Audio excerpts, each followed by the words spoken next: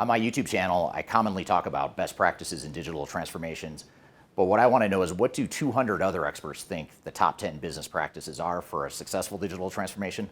That's what I'm going to talk about here today.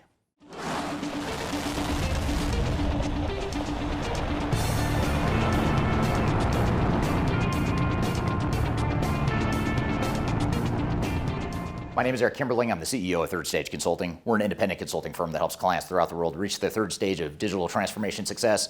And on my YouTube channel, and in general, I host 3 podcasts. One is called Transformation Ground Control. It's a weekly tech-agnostic podcast that I publish each week, each Wednesday. You can go to transformationgroundcontrol.com to watch that podcast. And I also host a couple of other sister podcasts that are very specialized series. One is called Journey to S4HANA, which you can find at journeyto-s4hana.com. And the other is called Journey to Microsoft D365, which you can learn more about or watch at journeytod365.com. Now, the reason I bring up these podcasts is because over the last 4.5 years that I've been hosting these podcasts, I've had the pleasure of interviewing over 200 different guests during that time. And what I wanted to do is figure out what are the top 10 lessons that these experts shared with me. Each individual interview gives different angles and perspectives on what it takes to make a project successful.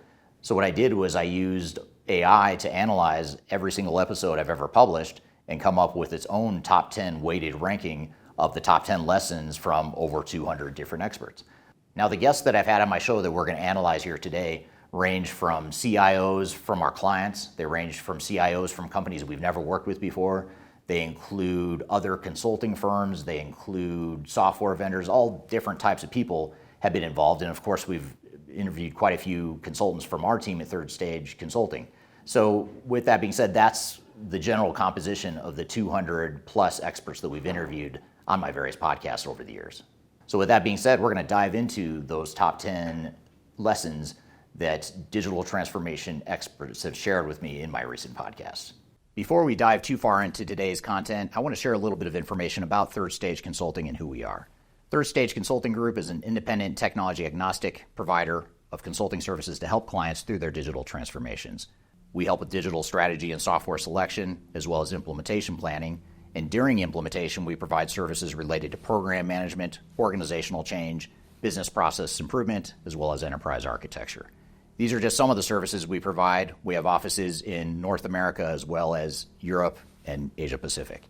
So if you'd like to learn more, I encourage you to check out our resource center, which includes a number of resources that will help you through your digital transformation, and you can access that for free using the QR code here or the links below.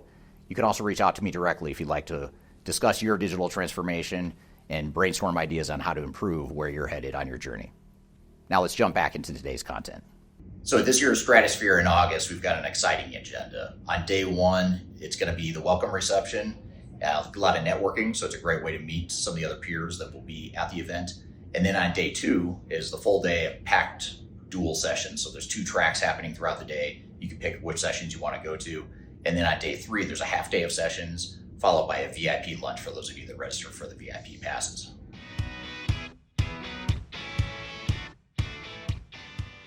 Coming in at number 10 on our list of the top 10 lessons from 200 ERP experts is continuous learning and improvement.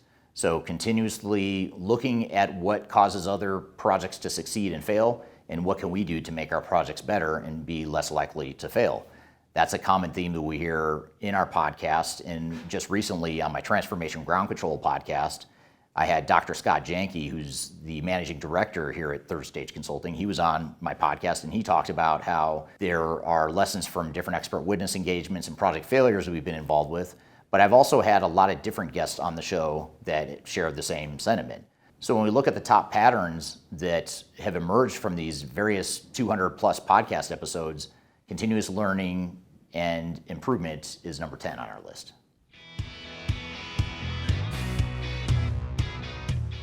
Number 9 on our list of the top 10 themes and lessons from 200 experts on my podcast is to leverage emerging technologies wisely. Technology is going to continue to accelerate and change and improve faster than we as humans and organizations ever can. And that's okay. That's the job of software vendors and technology providers, is to provide stuff that's on the cutting edge of where the technology industry is headed. And we can keep an eye on that stuff and keep a pulse on what's happening in the future and how technology is evolving. But that doesn't necessarily mean that we need to adapt all that technology overnight or to bite off more than we can chew. So it's really important to make sure that you've got a clear business case and a clear understanding of what it is you're trying to accomplish with these emerging technologies. And that's the common theme that we heard with a lot of our guests on my podcast. For example, just a few months ago, I had Tony Ford, who's a senior manager at Third Stage Consulting. He was on my podcast and he was talking about D365 implementation. So he was on my Journey to Dynamics 365 podcast. And he was talking about how D365 has all these great capabilities, but most companies aren't ready to start using those technologies right away. And rather than starting with really advanced Microsoft technologies on day one, it makes more sense oftentimes to start with a foundation, just get the basics in place first, and then you can work your way up and build on top of that core to get to the more emerging capabilities that Microsoft has developed. And this isn't just true for Microsoft D365, it's true for any sort of digital transformation. So with all that in mind, that's why leveraging emerging technology wisely is number 9 on our list of the biggest lessons from ERP experts. Coming in at number 8 on our list of top 10 lessons from 200 enterprise tech experts is to manage vendors and contracts wisely. And this is a common theme we hear with a lot of guests that are on the show. They talk about how a company needs to own their digital transformation and not allow software vendors and system integrators to own it.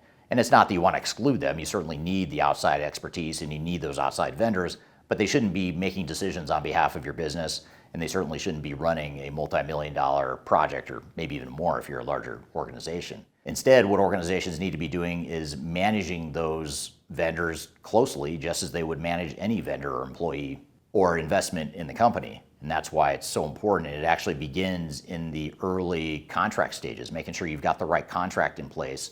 And this is something that I discussed multiple times on my podcast with attorney Marcus Harris, who's a software attorney that specializes in negotiating contracts with software vendors and system integrators. He's been on my Transformation Ground Control podcast multiple times to discuss this very topic and the importance of managing vendors and the nuances behind the contracts to make sure you can do that. So that's why managing vendors and contracts proactively comes in at number 8 on our list of the top 10 lessons from ERP experts. Coming in at number 7 of our top 10 lessons from 200 ERP experts is to address data and integration early in the project.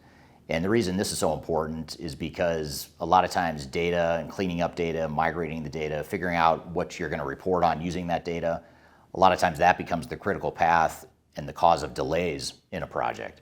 And most organizations don't realize how messy their data is and how difficult it is to get the data in place and to get the data cleansed the way they need to. And most organizations also don't have the right data governance processes in place to ensure that the data stays clean once they've migrated it to the new system. We recently, for example, had a panel discussion on my Journey to S4HANA podcast where a panel of us talked about some of the success factors for S4HANA and ERP projects in general, and data was something that came up consistently in that conversation. But again, it's come up in multiple conversations, not just that one interview, but multiple times in my 200 plus interviews on my podcast. And that's why managing data and integrations early in a project comes in at number 7 on our list of top 10 lessons from 200 ERP experts. Coming in at number 6 on our top 10 list of lessons from 200 ERP experts is to focus on business processes.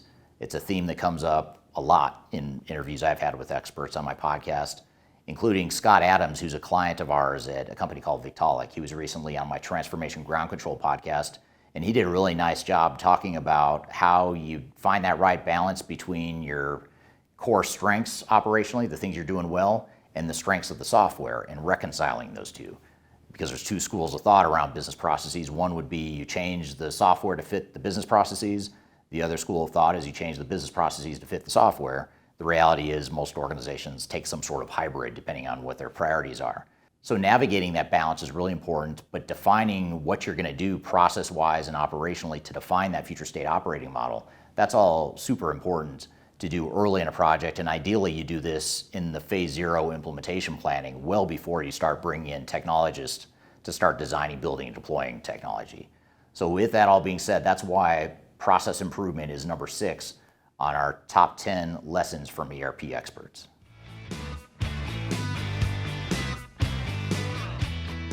Coming in at number 5 on our list of top 10 lessons from 200 ERP experts is to build the right team.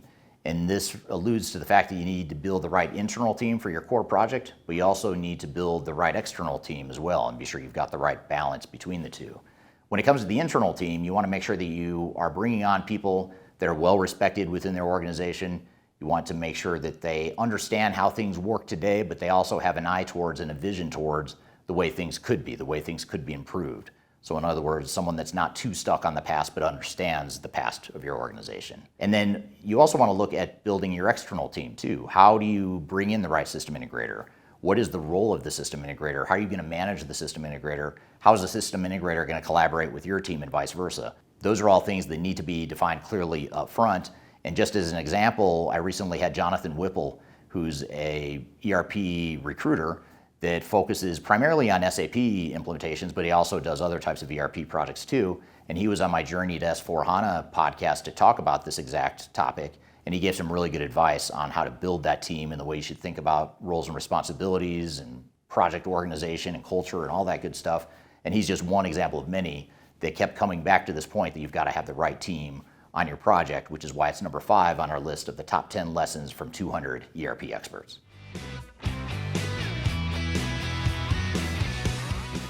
Coming in at number 4 on our top 10 list of lessons from 200 ERP experts is to plan rigorously and set realistic expectations. And this is something that may sound like common sense, and many of you may feel like you're doing this, but what the other experts that I've interviewed and I have all found is that most organizations don't plan adequately and they don't start with realistic expectations. And that sets them up on a path that's more likely to lead to failure than not. So it's important that you set these goals and expectations up front. It's important to take the time to go through a rigorous phase 0 implementation planning process. And just as an example, that's something that I had Greg Benton on my show, Transformation Ground Control, to talk about recently. Greg is the Chief Strategy Officer here at Third Stage Consulting, and he's somewhat of a connoisseur or expert in the world of phase 0 implementation planning. And he did a nice job in that particular interview unpacking the importance of phase 0 planning and talking about some of the different things you should consider. But again, it wasn't just Greg. A lot of different experts I've interviewed over the years have talked about the importance of implementation planning and having realistic expectations up front. And that's why this topic lands at number 4 on our top 10 lessons from 200 ERP experts. Coming in at number 3 on our list of top 10 lessons from 200 ERP experts is to define a clear vision, strategy, and business case. And this is really important because if you go off on a digital transformation or an ERP project without that clarity of direction around the strategy, the vision, what the business case is, where you expect to get business value out of the implementation, it's going to end up becoming just a simple technology project that's going to cost you a lot of money and it's going to fail to deliver the business value you expect. One example or case study that came up on my podcast was with a gentleman named Martin Bleinberg out of Western Europe.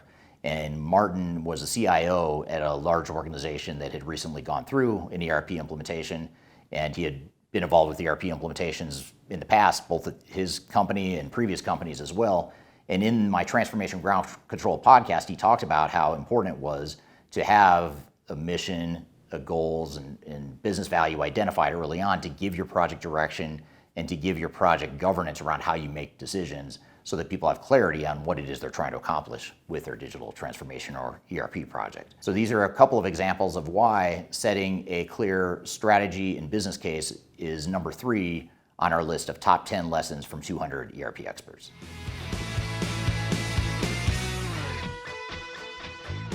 Coming in at number 2 on our top 10 list of top lessons from 200 ERP experts is to secure strong executive leadership and sponsorship. This is really important because without it, you're not going to accomplish a lot of the other success factors that we've talked about in this top 10 list.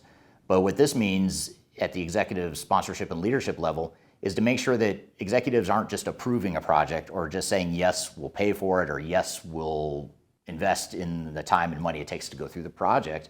It also means that they need to make key decisions around what they want their operations and the organization to look like going forward. And that last part is where a lot of organizations get stuck. It's a really important nuance that a lot of organizations miss and a lot of project teams miss when they're going through these projects. For example, I had Jeff Scott, who's the president of the SAP user group in the Americas. He was on the show, and I expected him to talk a lot about SAP technology, ERP technology in general. But one thing he talked a lot about, even more than I thought he would, was the importance of executive leadership, sponsorship, alignment, buy-in, all that stuff. And the reason he brought it up is because he said that among his user groups and his SAP customers that he interacts with every day, the ones that are most successful are the ones that focus on ensuring that they get leadership alignment early on in the project. And without it, it's almost impossible to be successful. So with that all being said, that's why securing executive sponsorship lands at number 2 on our list of top 10 lessons from 200 ERP experts.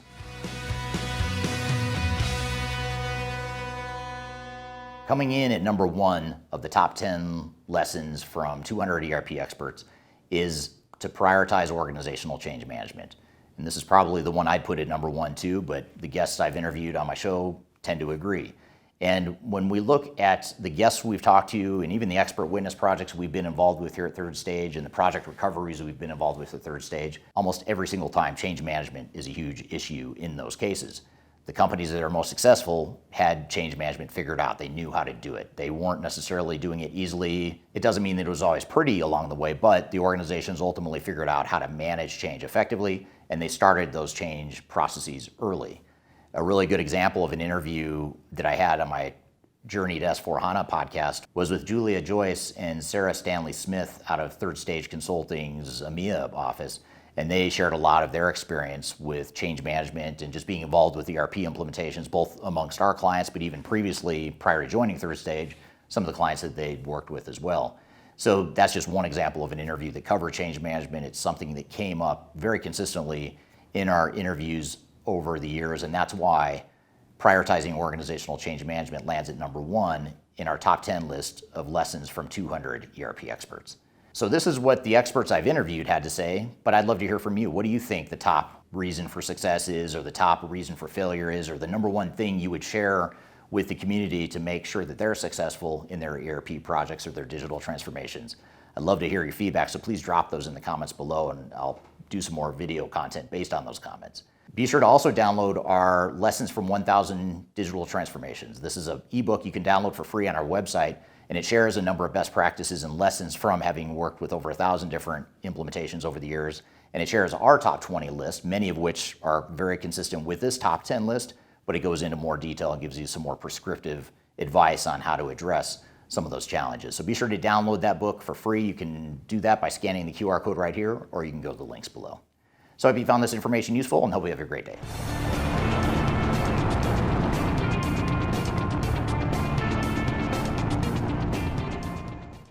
But I want to hear, no. So when we look at the top threads or having strong, nope, that's not right, over the years on my podcasts. Oh, wow.